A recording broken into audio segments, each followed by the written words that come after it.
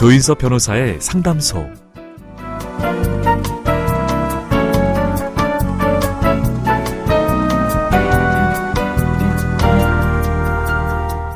눈, 코, 입, 표정이 없어도 뒷모습은 솔직합니다.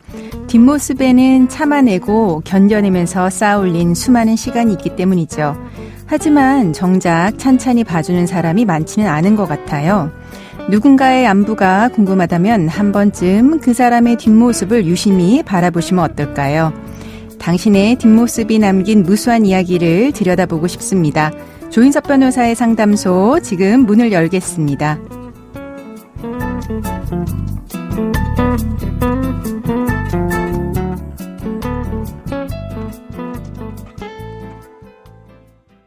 당신을 위한 로하우스 조담소 정두리 변호사와 함께합니다. 안녕하세요. 안녕하세요. 법무법인 신세계로의 정두리 변호사입니다. 오늘 상담소를 찾은 분은 어떤 고민이 있으신 건지 사연으로 먼저 만나보겠습니다. 저희 부모님은 농사를 크게 지으셨고 돈이 생기면 부동산을 샀습니다. 함께 일하셨지만 아버지가 가부장적이다 보니 어머니와 사이가 안 좋았습니다. 그러다가 아버지가 뇌혈관 질환으로 쓰러졌고 대학병원과 요양원을 전전하게 됐습니다.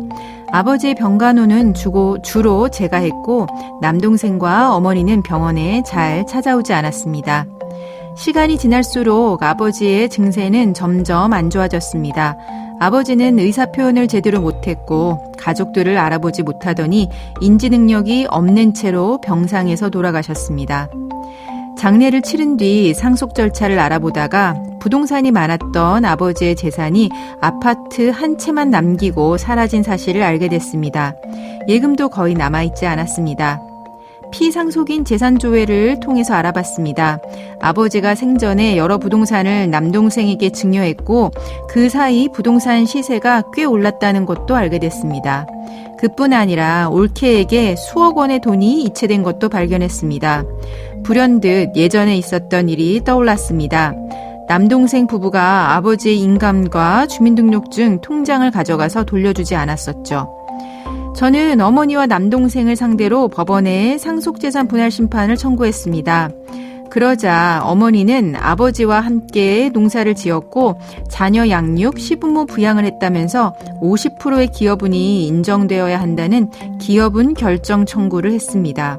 어머니의 기여분 청구가 인정되나요? 또 남동생이 아무도 모르게 아버지에게 증여받은 부동산과 올케에게 이체한 돈을 상속재산에 포함시킬 수 있을까요?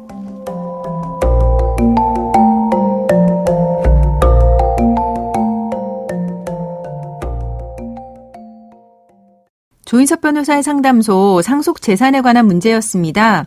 사연자분의 아버지가 병원 생활을 할 때 이제 사연자분 혼자 병간호를 하셨는데 아버지가 돌아가신 후에 남은 재산을 봤더니 어머니와 남동생에게 상당히 많이 이전이 된 상태였던 것 같습니다. 그런데 이런 경우 상당히 많죠? 네. 아버지가 돌아가신 이후에 상속재산을 조회를 해봤더니 남아있는 재산이 거의 없는 경우들이 사실은 너무 많습니다. 네. 그러면 아버지는 근데 돌아가시기 전에 인지 능력이 좀 없는 상태셨던 것 같아요. 이렇게 인지 능력이 없는 아버지가 생전에 증여한 부동산, 분할해야 할 상속재산에 포함시킬 수 있는 걸까요?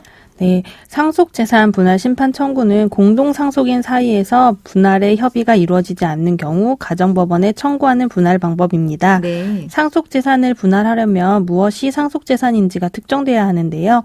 이미 생전에 증여한 부동산이라 하더라도 증여가 무효가 된다면 등기를 하였더라도 무효의 등기가 되어 피상속인인 아버지의 재산으로 남아 상속재산에 포함될 수는 있습니다. 네, 그럼 증여가 무효가 돼야 상속재산 분할 심판 대상으로 삼을 수 있다는 건데요. 증여가 무효가 되는 사유에는 어떤 것들이 있을까요? 네, 증여는 계약인데요. 계약을 하려면 몇 가지 능력이 필요합니다. 그중 하나가 의사능력인데 의사능력이란 본인이 한 의사표시가 어떠한 효과를 가져오는지 판단할 수 있는 능력을 말합니다. 네. 우리 법원에 따르면 피상속인이 증여계약 체결 시에 증여의 법률적인 의미 및 결과에 대해 정상적인 인식과 예기력을 바탕으로 합리적으로 판단할 수 있는 정신적 능력 내지 지능이 없었다면 그 증여계약은 무효가 됩니다. 네. 이를 원인으로 한 등기도 적법한 원인이 없는 무효의 등기가 됩니다. 따라서 사안의 경우 사지를 잘 못 움직이고 의사표현이 불가능하고 인지능력이 없었던 아버지가 증여계약을 하신 것이라면 아버지는 의사능력이 없다고 볼 수 있으므로 그 계약은 무효이고 증여했던 부동산도 분할해야 할 상속재산에 포함될 수는 있습니다. 네, 그러면 그 당시 아버지가 이제 의사능력이 없었다라고 하는 부분이 입증돼야 되는데요. 이렇게 의사능력이 없었다는 거는 어떻게 판단할 수 있을까요? 네, 의사 무능력이 되는 경우 법률행위가 무효가 될 수 있기 때문에 보통 법원에서는 상당히 높은 정도의 증명을 요구하는 것으로 보입니다. 그렇겠네요. 이를 입증하기 위해서는 아버지의 의료기록 사본을 법원을 통해 받아보고 의료기록 사본에 대한 감정 절차를 거쳐 아버지의 의사능력이 있는지 여부에 대해서 판단을 받아볼 수 있을 것으로 보입니다. 네, 그리고 이 사연자분 같은 경우는 또 한 가지 문제되는 점이 있습니다. 이제 동생이 직접 받은 거라고 하면은 이제 큰 문제가 없을 것 같은데요.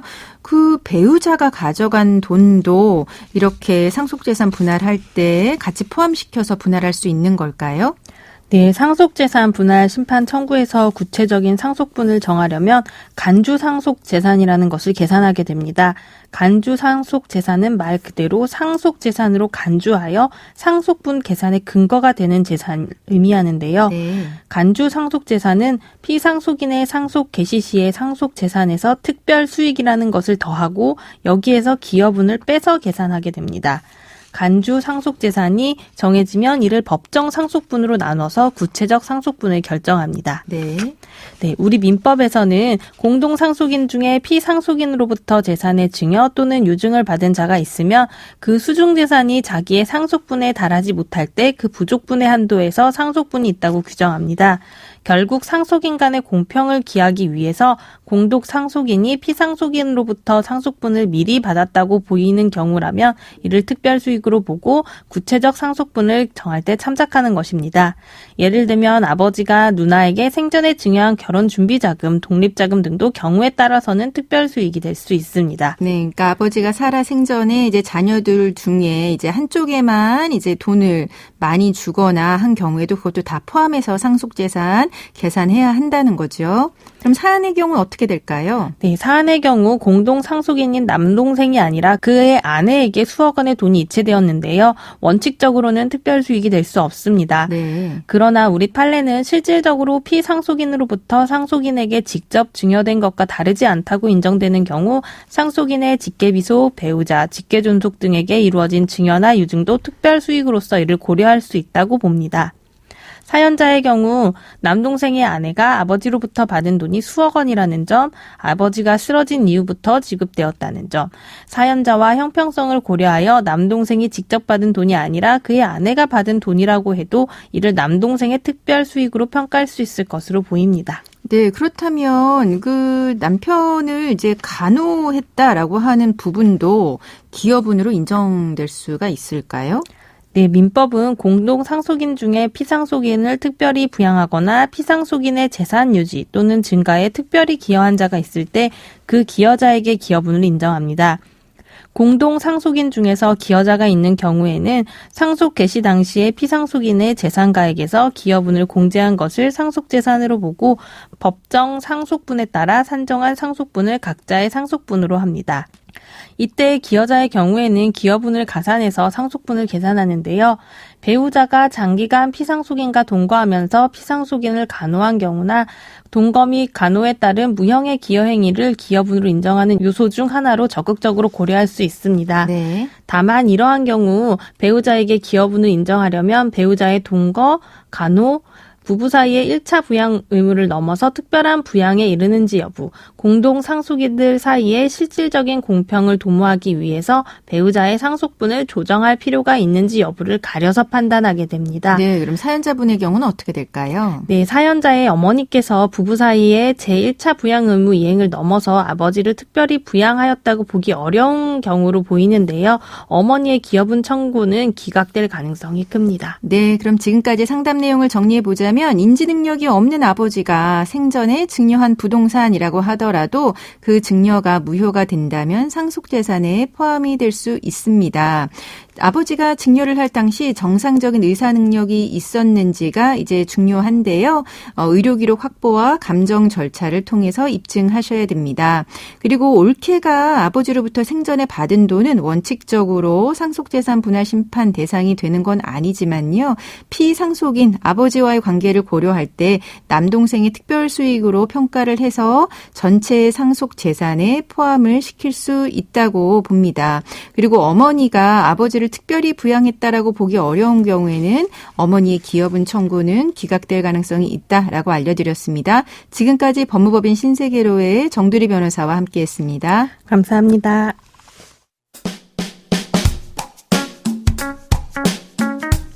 알아두면 쓸데있는 법률 이야기 알쓸법 시간입니다. 연말 연시에 공항 이용객들이 몰리는 시기죠. 작년 연말 인천공항 출국장에 이용객이 몰려서 혼란을 빚었습니다. 보안검색 대기줄이 200m를 넘어섰고 오래 기다리던 승객들 사이에 고성이 오가기도 했는데요. 문제의 배경으로는 보안검색 규정 변경과 신규 장비 도입이 지목됐습니다. 자세한 내용 살펴볼까요?